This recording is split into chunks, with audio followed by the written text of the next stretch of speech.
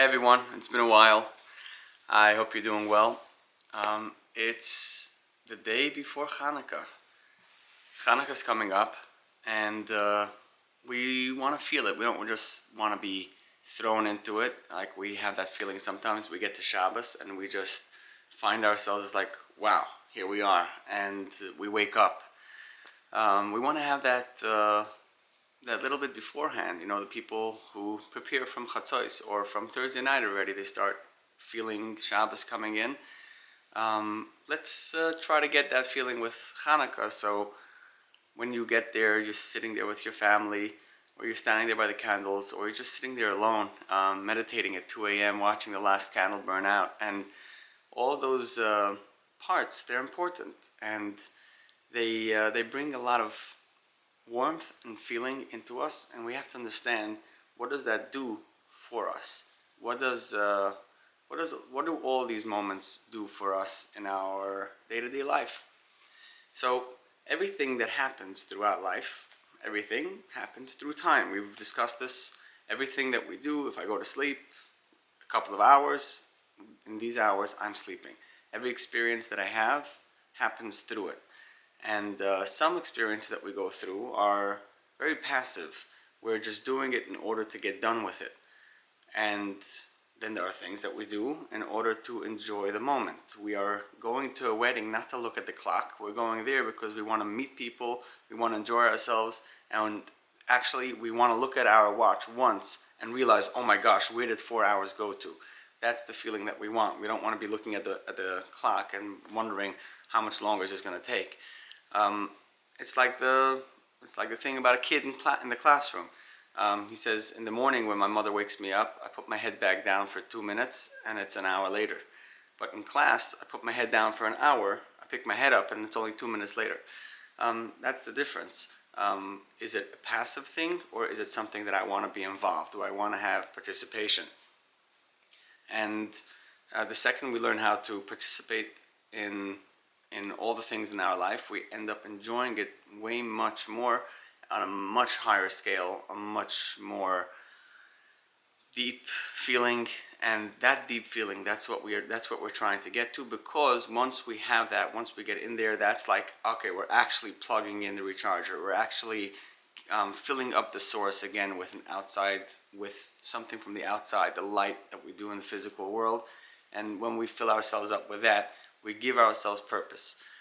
All throughout our life, we look for ways to wake up our soul. We forget. We get caught up in traffic and we start honking. We get caught up at work. We get caught up with our bills, with our problems. And everything physical seems real. Everything beyond the physical seems like, okay, it's a great idea. It's wonderful. I hear what you have to say, but it just doesn't internalize. The only way for those things to internalize is once we actually tap in to that port, inside of our hearts, and start filling it up. And the way to do that, here's my trick to you, my secret. The way to do it is to be a participant in time. Don't just do it passively. You be a participant and you will actually start feeling your heart open up, and all those thoughts and all those wonderful things about making the spirituality real in your life, making it an actual thing that you're living. It's not just something nice that my father did or that I see other people do. It's actually the thing that's keeping me alive, and it's real. And I could explain it. I could see it. I could expand on it. Just thinking about Hanukkah, as much as it's a concept, I could go into that concept and become part of it and be in that mindset for 8 days. I could actually be surrounded and participate in every moment of this beautiful holiday, beautiful Yom Tov. We get confused a little bit because we say, oh, is it a Yom Tov or is it not? Because, we're basically running around all of our life, and we're not really doing anything all the day, like the entire day of Hanukkah. We just walk around and do whatever we have to do, and then we just, okay, let's stop, we gotta do this. So in order to understand how to see it as a Yom Tov, and we have to first start at the earlier step. Every mitzvah that we do puts us into a level of Shabbos. Okay, I'll say it again. Every mitzvah that we do puts us into a level of Shabbos. How's that? What can we do on Shabbos and what can't we do? When we're in Shabbos, we could do anything that has to do with my 4 cubic feet around me. It's just talking, it's seeing, it's singing, it's laughing, it's doing anything physical that doesn't require any outside help. Anything that is direct pleasure, or it's direct. It's not like making money, which means money is going to come later. Anything that's direct for me right now that doesn't involve anything technology, cooking, or the like. And what we could do, and what we can't do on Shabbos, is we can't use all these things. We can't go about doing things that are not meant for our current moment. And when we do any mitzvah, let's say we daven Shemona Esrei, at that moment it's the same idea. You can't turn on any lights, you can't do business, you can't talk to anybody else. You're completely in this mitzvah, in this action that you're doing, and as long as you're doing it, it's Shabbos for you. There's nothing else that you could do. You just can't do anything. All you could do is do the mitzvah, and the same is with any other mitzvah. We are accustomed, or sadly, we've been raised this way, that some mitzvahs just don't really take a lot of thought. They happen because we have to do it, or they just happen because it's the custom, and we are happy to do it. It's not a problem, but it's more of like, okay, I'm here, but I don't really have anything planned for the moment. And lighting the candles is going to take a half an hour at least. So what are you planning for that half an hour? What's going to be the thing that's going to fill up that time? Since it's Shabbos anyhow, while you're lighting the candles, you can't cook. There are halachas about this. You can't cook, you can't eat. Everything has to be just the way it is. And it's you and the candles for a half an hour. So what are you going to do in that half an hour in order to bring that light within you, so that light could turn on your inner soul and bring the reality of Chanukah into your life, so you live in that mindset? What are you going to do? What are you going to remove? What are you going to prepare? What thoughts are you going to be speaking about? What would you like to play with your kids as you're sitting there? What type of songs are you going to be singing? And where's your phone going to be? Who are you inviting? What are you planning? Like, everything is just being in that moment and making it's Shabbos. There's nothing else to do. And once you understand that, you could say, okay, now I see how Chanukah is actually a Yom Tov.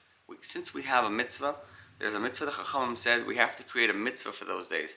Otherwise, the memory is just going to go away. We're not going to be able to bring the reality of Chanukah back unless we have a mitzvah attached to it.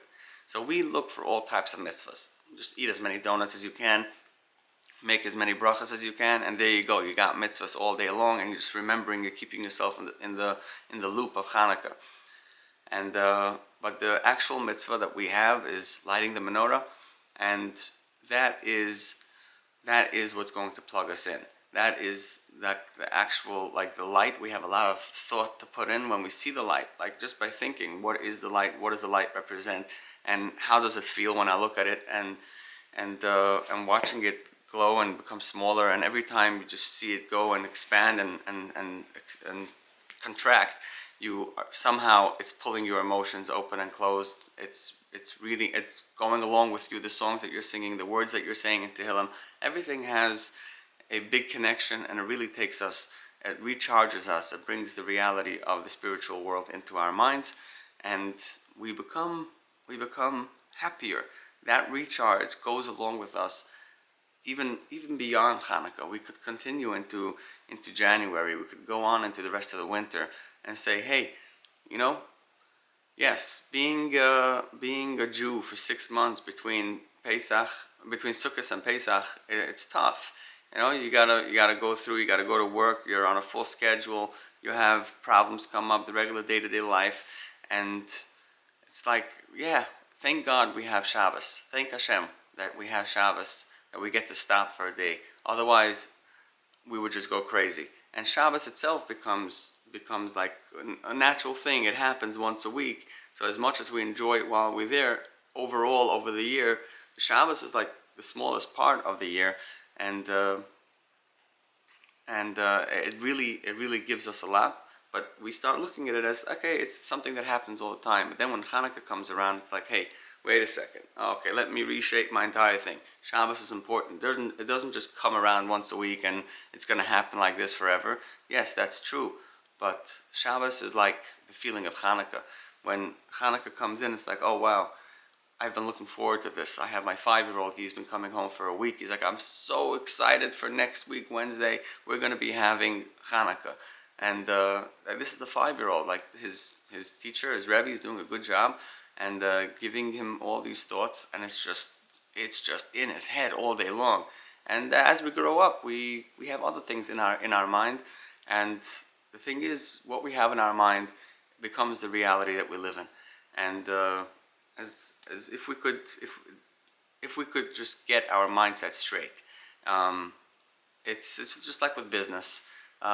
You are worried about a certain thing, a certain product not showing up, and for weeks you're just worried and worried and worried, even though you don't have to sell it yet. You know you have to sell it in February, but as long as it doesn't come, you're just worried and you're like, oh, it's taking so long. And then one day when that shows up, it's like, oh, you have it. Now nothing changed. You're still not selling it. But what changed is the mindset. Because you know that you are secure, you know that you could feel secure, that you could feel good about it. You don't have to be worried. And that's how it is when we change our mindset. So when we go into the menorah, we go into a Shabbos, we go into a moment of, this is just me and this, me and my family. This is me and Hashem. When we go into that, we truly connect ourselves back to the source. We feel connected to Hashem when we take that energy that we accept, that light that comes into us, and really makes our life different.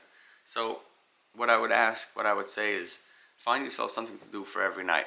Create like a little thing of, this is what I'm going to say, these are the songs I'm going to sing, these are the Tehillim that I'm going to say as I'm sitting here. Those are maybe I'll find something nice to share with a family, like maybe describe the story and bring it down into the little itty bitty details and make it fun and interesting.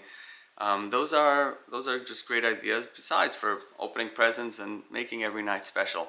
Because the more you could attach yourself to the mitzvah, you're bringing that reality out into your mind, and you're changing your mindset with that. And that change in mindset could last for a nice while. It could take you another few months until Purim or Tu B'Shvat, or even if it's not that long, until Shabbos, you'll be good.